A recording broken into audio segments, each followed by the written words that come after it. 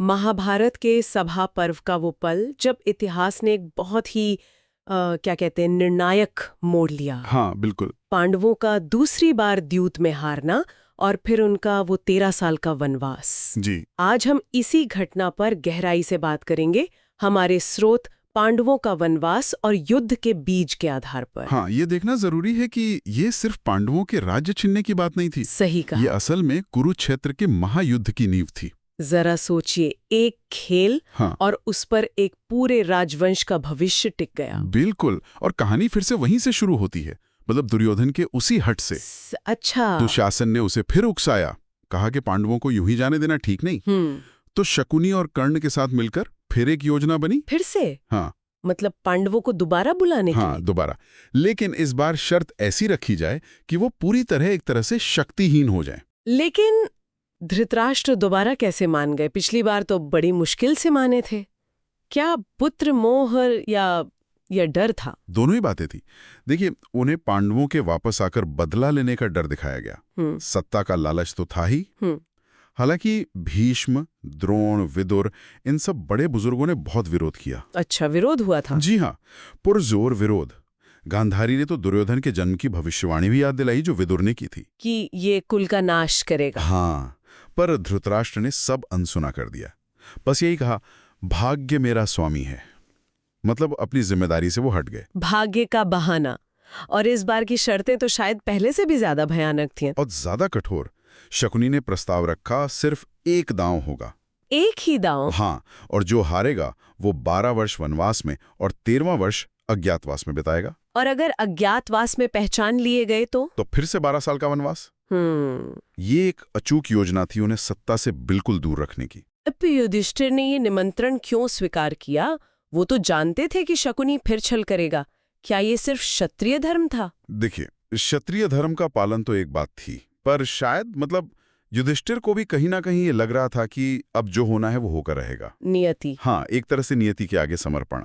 उन्होंने चुनौती मानी और जैसा सोचा था शकुनी ने एक ही दांव में छल से हरा दिया। और फिर पांडवों को अपने राजसी वस्त्र उतारने पड़े। जी, और पेड़ों की छाल मतलब मृगचर्म पहनना पड़ा। और यहीं से वो अपमान का सिलसिला शुरू हुआ। हाँ, है ना?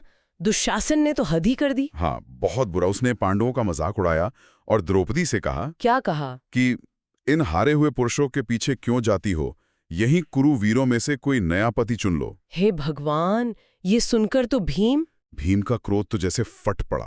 उन्होंने तभी प्रतिज्ञा ली कि युद्ध में वो दुशासन की छाती चीरकर उसका खून पिएंगे। भयानक प्रतिज्ञा। और दुशासन और मजाक उड़ाने लगा।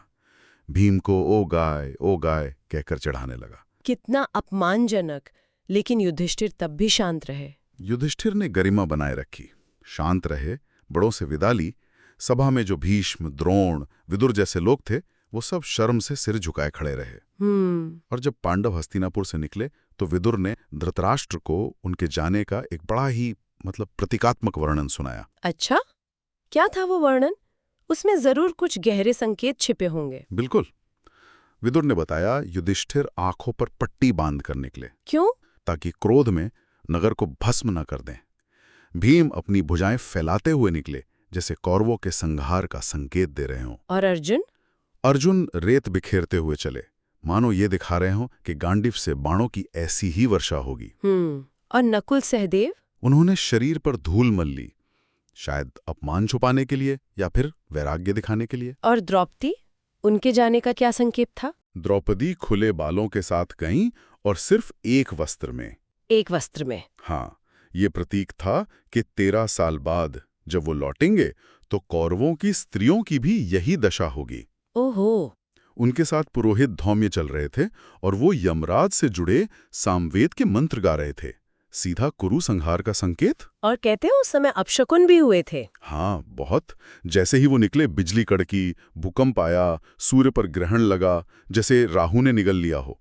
उल्का पिंड गिरे, सियार रोने लगे, सब विनाश की तरफ इशारा कर रहे थे। और इसी माहौल में वो भविष्यवाणी भी हुई, नारद मुनि की। जी हाँ, उसी समय नारद मुनि प्रकट हुए और उन्होंने साफ साफ घोषणा की। क्या कहा उन्होंने? कहा, आज से 13वें वर्ष में दुर्योधन के अपराधों के कारण कौरव भीम और अर्जुन के हाथों मारे जाएंगे। ये सुनकर तो दुर्योधन डर गया होगा। बहुत। वो फौरन द्रोणाचार्य के पास गया, उनसे रक्षा का वचन मांगने लगा। और द्रोण ने क्या कहा? वो तो दोनों के गुरु थे। में बिल्कुल। और उन्होंने दुर्योधन को चेताया भी। कहा, कुछ समय राज्य का सुख भोग लो, क्योंकि इसके बाद बड़ी विपत्ति आने वाली है। तो ये दूसरी द्यूत क्रीड़ा, ये महज एक खेल या राज्य छीनना नहीं था, ये वो मोड़ था जहां से युद्ध तय हो गया। एकदम सही कहा। ये वो निर्णायक, अटल कदम था जिसने कुरु वंश के विनाश की पटकथा लिख दी थी। कोई वापसी नहीं थी यहां से। ये वाकई सोचने पे मजबूर करता है। बिल्कुल। जब न्याय के सारे रास्ते बंद लगें और नियति इतनी हावी दिखे, तो इंसान के पास धर्म निभाने और अपने भाग्य को चुनौती देने के बीच क्या कोई और रास्ता बचता भी है? ये एक बड़ा प्रश्न है। हाँ, ये प्रश्न श्रोताओं के लिए छोड़ते हैं, इस पर विचार जरूर करें।